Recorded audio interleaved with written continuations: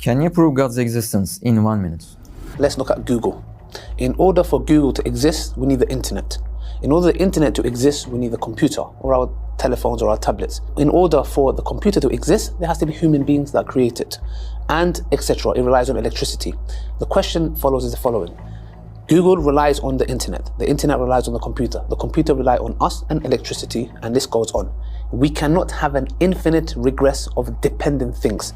We require a place where it all stops and makes sense, which is the independent, self-sufficient, necessary being. Can God create a rock that he can't lift? I mean, this is an invalid question. When people ask this question, it's like a valid question. I can ask the question, can God cease to exist? Of course not. It's contradictory. It's like me saying, how many days in a week? Yes or no? Yes or no? It's not a yes or no question. I have to ask how many days of a week? 7. So the point is, the question is invalid.